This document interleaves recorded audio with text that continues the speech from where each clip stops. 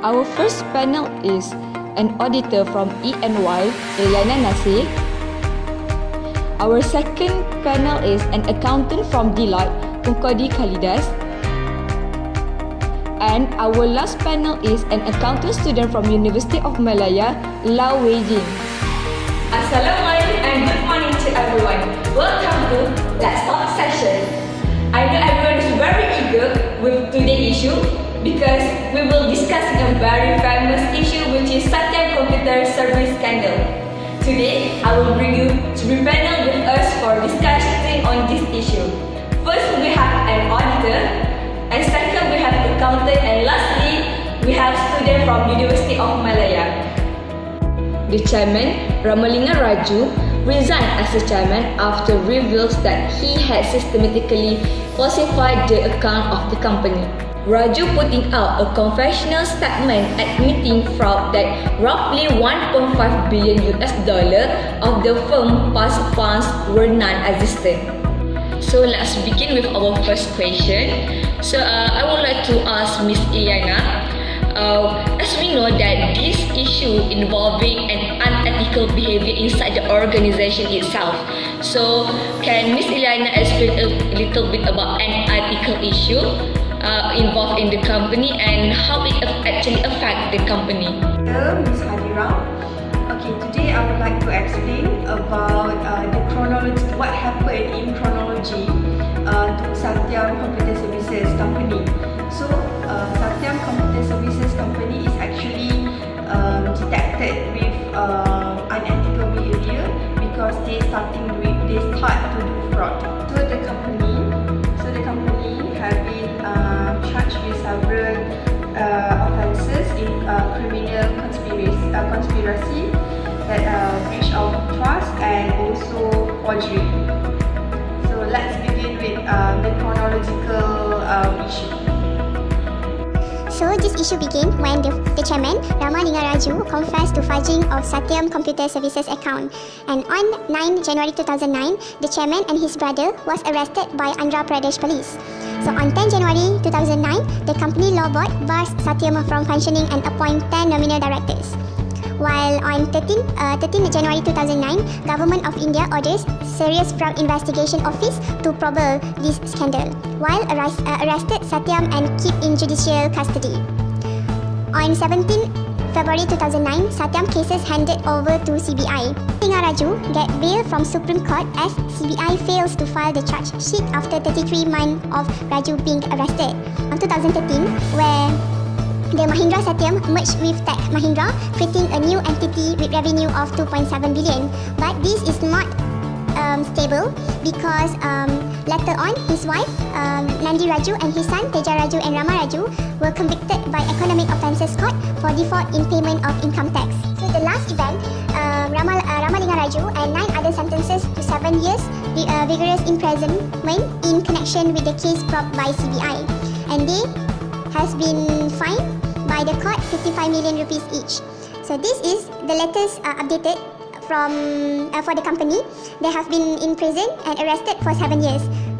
That's all for the chronological event. Thank you to Miss Ilyana. So let's proceed to our second panel. So for Miss Pungkodi, an accountant, how you actually see this unethical issue affect the quality of the financial reporting of the company? Thank you to the moderator. I will discuss about the financial effects on Satyam Computer Service. So, coveted hours won by Satyam and its executive management were stripped from the company. Satyam shares fell to 11.50 rupees on January 10, 2009, their lowest level since March 2008 at $2.90. By March 2009, they were trading around $1.80. Thus, investors lost $2.82 million in Satyam. Unfortunately, Satyam significantly inflated its earnings and assets for years and rolling down Indian stock markets and throwing the industry into trade. On a quarterly basis, Satyam earnings grew. Mr. Raju admitted that the fraud which he committed nearly amounted to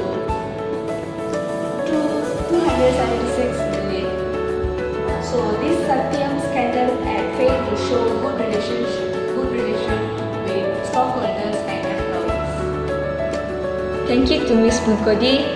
We really appreciate your opinion. So let's hear opinion from an accounting student as they've done many research on unethical issue happen in many companies.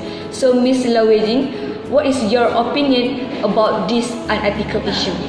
I also agree that with your point, as Satyam also underreported liabilities on his balance sheet and overstated his income and nearly every quarter over the course of several years in order to meet analyzed expectation. And for the Mr. Raju, he also overstated assets on Satyam balance sheet by 1.47 billion and nearly 1.04 billion in bank loans and cash that the company claimed to own was not existent. For example, the results announced on October 17, 2009 overstated quarterly revenues by 75% and profit by 97%. To end this forum, I want to hear some opinion from the panels on how the government can improve the situation and to overcome the problem of So I the think fraudulent. that the government can improve the issues, the unethical issues by maintaining or improvise the corporate governance. Since in corporate governance we have 8 elements of it, that is rules of law, transparency, responsiveness, consensus oriented, equity and inclusivity, effectiveness and efficiency, accountability and participation. So the first point of what I'm going to say is the accountability, that is the freedom to express. So I think that everyone can express what they really actually see. So we can provide protection for whistleblower to make sure that everyone have their own responsibility to tell the top management and the government what really happened on their company. For me, I think that the company can maintain the internal control. Like even small businesses need to create and maintain internal control that can prevent or detect fraud. This includes the restricting access to financial account data, establish multi-present sign-off and expense reimbursement, and also performing an overview of audit to ensure the integrity of the books. And another is the company can train employees to prevent the fraud. Like the employee in fraud-prone area of the business should know the warning signs of fraud prevention skills and how to report suspicious behavior or actions by co-workers and customers. The management, including the owners of small business, should create a code of ethics that makes it clear that unethical behavior will not be tolerated.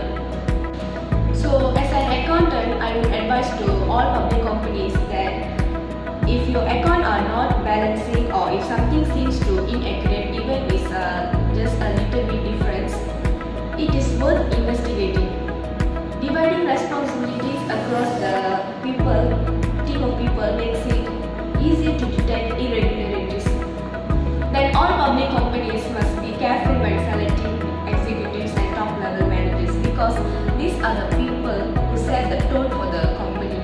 If there is corruption at the top, it is bound to trickle down. Also separate the role of CEO and the chairman of the board. Splitting up the roles helps to avoid these situations in future. Alright, thank you for all of the panel for lending time for this discussion. Alright, thank you to all of the viewers for lending your time watching our TV channel. So see you soon next week at the same time and the same channel for our next discussion on the next issue. Thank you, bye bye.